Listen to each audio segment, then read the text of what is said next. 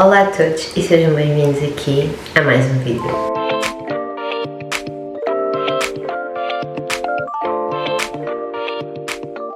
Basicamente fui buscar o meu café, já almocei, aliás, já são quase 4 da tarde, o meu café pingado com leite de amêndoa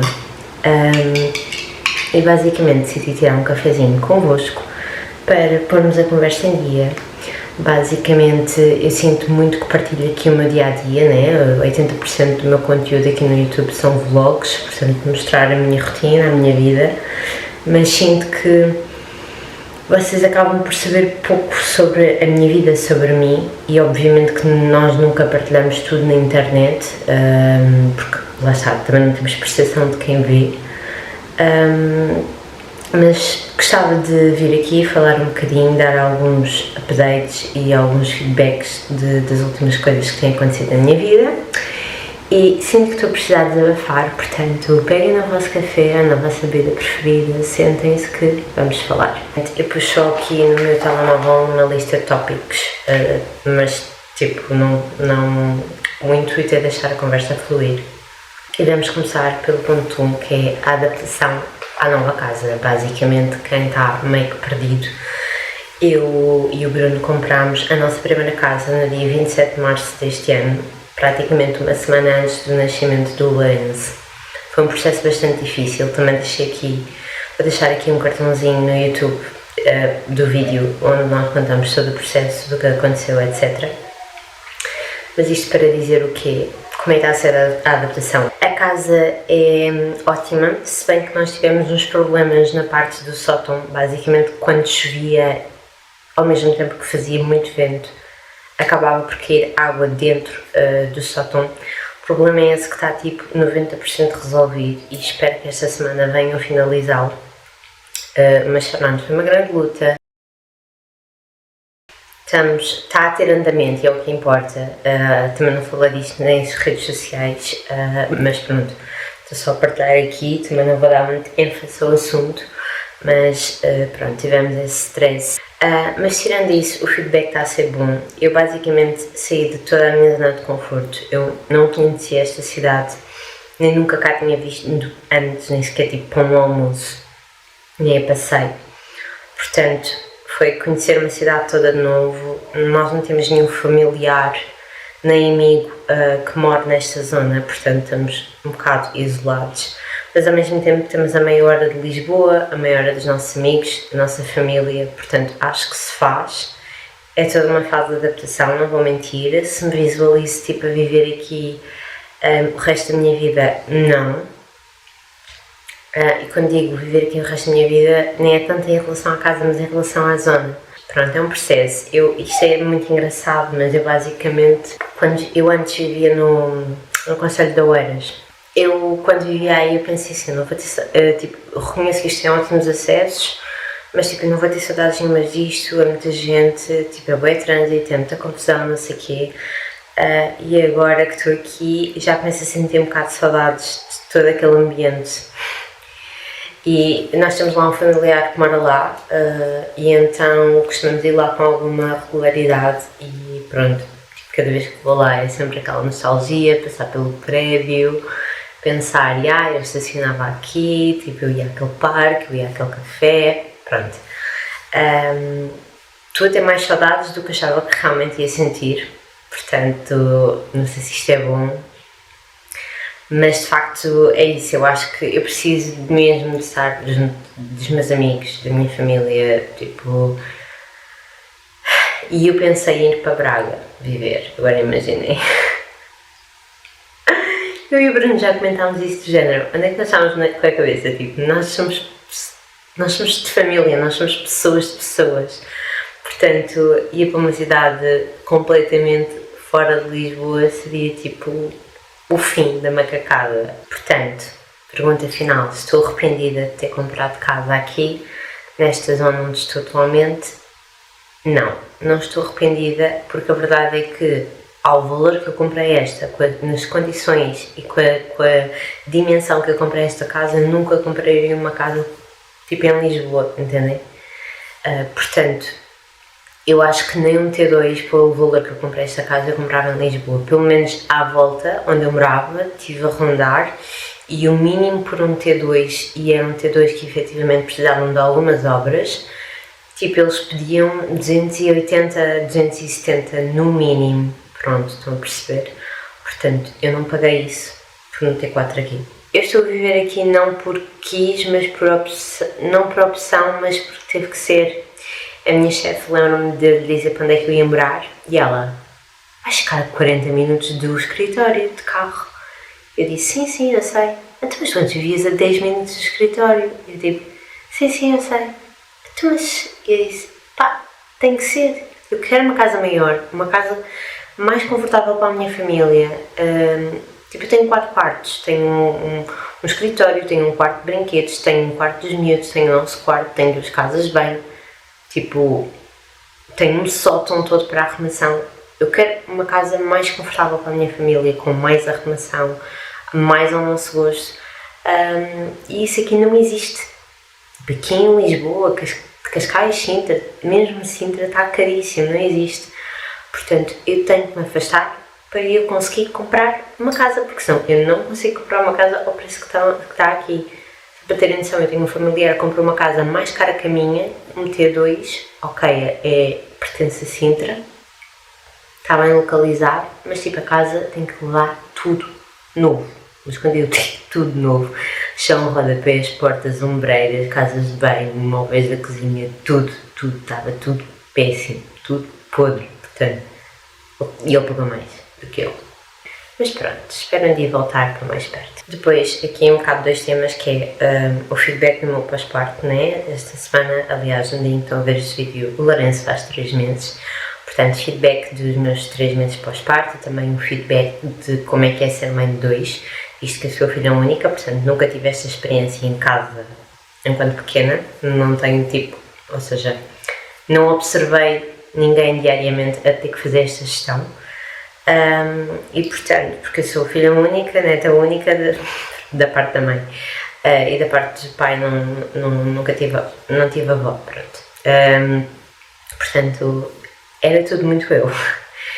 E basicamente o pós-parto a nível físico, e quando digo a nível físico não é de emagrecimento, não é disso que eu estou a falar, é a nível de dores, e foi muito melhor o pós-parto do Lourenço do que o pós-parto do Frederico. O Frederico, só para aqui uma nota, eu com o Frederico os meus pontos se infectaram, o processo da amamentação foi muito difícil e portanto acabei por desistir. Portanto, a nível de dores, a nível de físico, tive algumas limitações, demorei muito.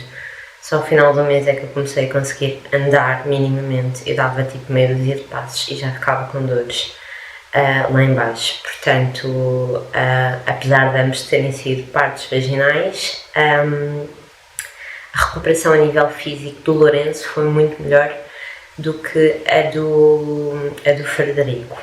Já a nível psicológico, tipo a do Frederico dá 10-0 a do Lourenço. Eu tive o meu psicológico no pós-parto do Lourenço ficou lá em baixo.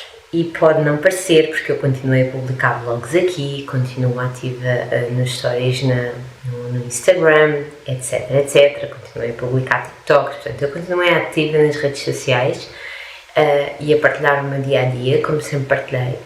Mas lá está, eu partilho o que eu quero que vocês vejam. Eu filmo quando eu me sinto bem para filmar. E houve muitos vlogs que nunca foram para o ar, porque eu começava o vlog, começava o dia, aquilo descambava, tipo ao meio-dia, era de sempre a descambar até ao dia a seguir e portanto eu já não gravava mais. Portanto, há muitos vlogs que nunca viram a luz do dia porque nunca foram finalizados, nunca teve conteúdo suficiente, porque lá está, não se foquem em tudo o que vem nas redes sociais. Eu contra mim falo, muitas vezes foco-me tipo, aquela recuperação do pós-parto está ótima, aquela pessoa no pós-parto está a receber tanta atenção, tanto amor, e as coisas não são tão lineares assim. Eu tive um pós-parto que eu não desejo a ninguém. Muita dessa contribuição foi o facto de todos nós irmos para um pós-parto já muito cansados a nível psicológico. eu acho que mencionei aqui, mas não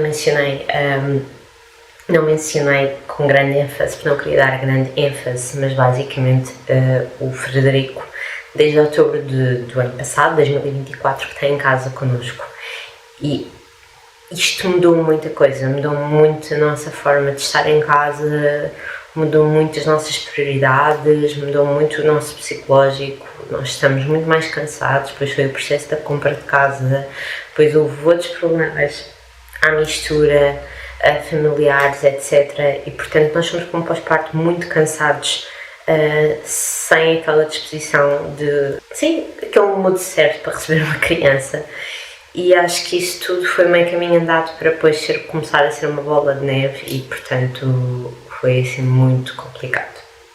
Não está perfeito, está longe de estar perfeito, mas hoje, após 3 meses, sinto-me mais confiante de mim mesma, sinto a minha autoestima ligeiramente mais em cima, já sei lidar com algumas situações que acontecem e já vejo uma esperança ao fundo do túnel. Tudo acabei por divagar um bocado, mas o feedback de ser mãe de 2, pensei que fosse mais difícil, pensei que houvesse mais ciúmes por parte do Frederico, pensei que houvesse mais birras nesse sentido por parte do Frederico, e não, o Frederico tem muito instinto de proteção, muito instinto de carinho. Sem nós dizermos nada, ele vai ter com o Lourenço, ele dá um beijinho, ele dá uma vestinha, portanto ele percebe que é um bebê, ele percebe que é algo frágil. Efetivamente o amor duplica, mas uma coisa que eu posso dizer é, e digo sem medos, é o amor meu para com os meus filhos é diferente.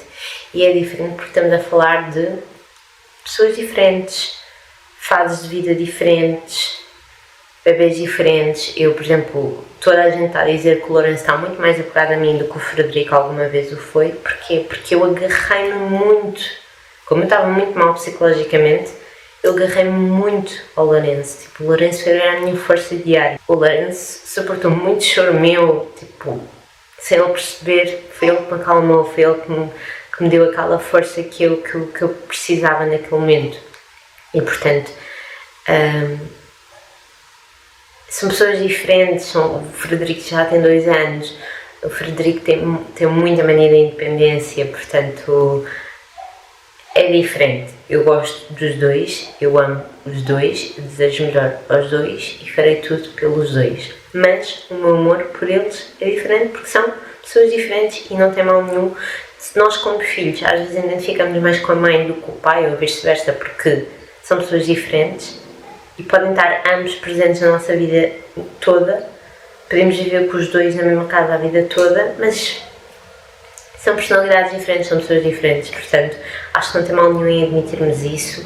Não é que eu gosto mais ou menos de um, simplesmente são amores diferentes. Entretanto, tenho aqui um ponto que é como é que fica a relação após a chegada do segundo filho. Eu acho que, eu digo isto, a chegada do primeiro filho é um teste à relação, mas a chegada de um segundo filho é que vai ditar o resultado da relação. Não sei se me estou a fazer entender. Casais decidem ter um filho e aquilo que é o teste e aquilo não resulta logo, pronto. Mas o segundo filho, nós pensamos, é só mais um, mas vai ditar o resultado da relação, porque é toda uma gestão. A chegada de um segundo filho faz com que nós, enquanto casal, ficamos mais distantes, porque enquanto um cuida de um, o outro cuida do outro, faz com que haja mais roupa para lavar, mais roupa para engomar, mais comida para fazer, mais atenção para dar. Portanto, é tudo mais, e isso vai fazer com que o casal cada vez se afaste mais.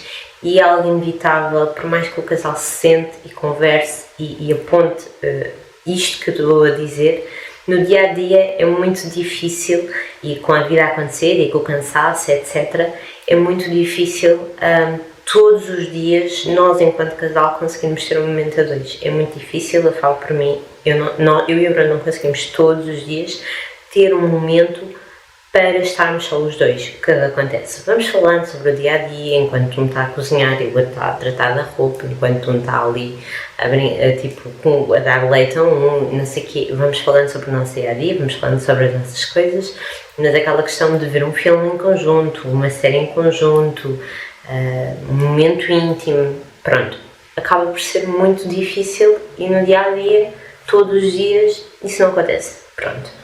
Pelo menos é a nossa realidade, mas com 2 bebés pequenos fica sempre muito complicado. Mas pronto, posso-vos dizer que grande parte do caos do meu pós-parto, a nível psicológico estar péssimo, foi que a relação tremeu muito.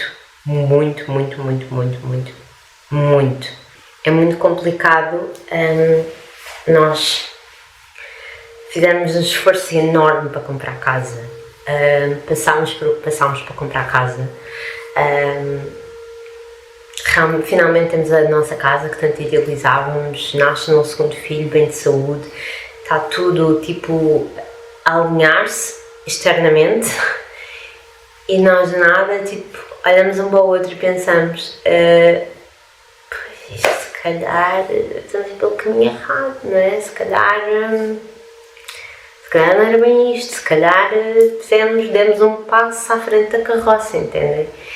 E foram pensamentos que me foram surgindo e que foram surgindo na cabeça do Bruno e que já falámos abertamente sobre isso, porque senão também não estava aqui a falar, que seria ele ficar a saber essas coisas a partir de um vídeo. Mas efetivamente falámos sobre o assunto porque o cansaço levou-nos a dizer coisas que não queríamos, a fazer coisas que não queríamos, a agir da forma que não queríamos, e tudo tremeu. E portanto, lá está, mais uma vez, posto aqui vlogs do Bruno a aparecer e não sei o quê, mas lá está, como é lógico e evidente, eu não nos vou filmar, muito menos publicar, nós a termos uma discussão, nós a dizermos algo que não queremos dizer, mas que naquele momento se-nos da boca para fora, portanto, não se vê em tudo em que vê nas redes sociais. Mas pronto, a relação tremeu, portanto é o que eu digo, o primeiro filho é um teste à relação, o segundo filho vai ditar o resultado da mesma. É todo um trabalho, é todo um processo, tudo já foi comunicado um ao outro, temos consciência do que cada um de nós tem que melhorar, de onde nós estamos certos, onde nós estamos errados. Aqui não há a pessoa certa e a pessoa errada, porque todos nós temos o nosso feitio.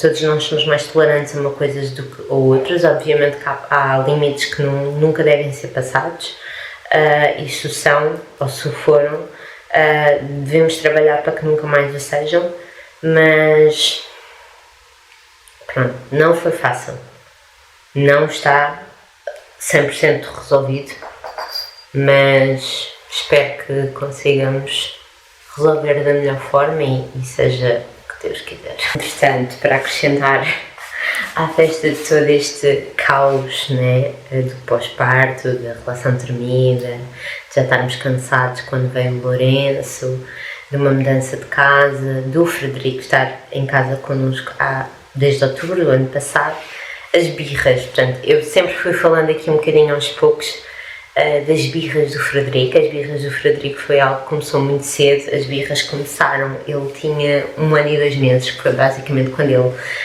começou a andar. E agora, quando eu tive, foi engraçado, agora no mês de maio, quando eu tive a consulta dos 2 anos, a pediatra assim para mim, pronto, agora vai começar a fase das birras. Eu fiquei a olhar para ela dizendo, agora? As birras já estão aqui desde 1 ano e 2 meses, não estou a perceber. Pronto, mas ela está-me a avisar que entre os 2 e os 3 há muitas birras e vem-se a confirmar, portanto as birras continuam. Ontem à noite, por exemplo, eu deitei-me a pensar, eu sou a pior mãe do mundo. Tipo, eu perdi a paciência, eu gritei com ele, eu não tive paciência para explicar mais, entendem? Tipo, eu deitei-me com esse sentimento, eu sou a pior mãe do mundo, tipo, é impossível haver mãe pior.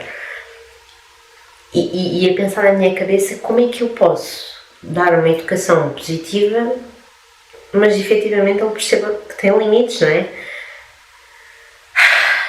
Hoje de manhã a coisa começou muito bem. 10h30, 11, aquilo descarrilou outra vez. Até chorei. Só para perceberem, eu literalmente sentei-me no chão a chorar, tipo, já, o que é que eu vou fazer? Este miúdo, em 10 coisas que lhe mando fazer, não faz nenhuma, à primeira. E uma coisa que eu depois fui ao parque com eles, e o Frederico portou-se lindamente. E eu fiquei chocada, e depois pensei para mim, a exceção não é ele ter que se portar bem. Tipo, a exceção é ele portar-se mal. Eu não posso ficar completamente, tipo, deslumbrada porque o meu filho foi ao parque, portou-se bem e não fugiu e veio quando eu disse que era para vir. Não pode ser assim. Pronto, estou muito cansada porque entretanto o Bruno iniciou um trabalho novo e basicamente eu tenho estado sozinha com eles.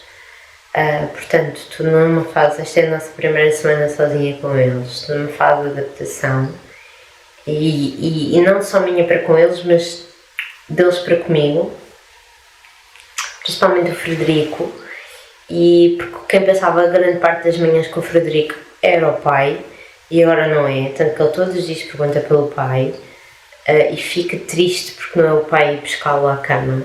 Pronto, eu tenho que tentar ser mais paciente.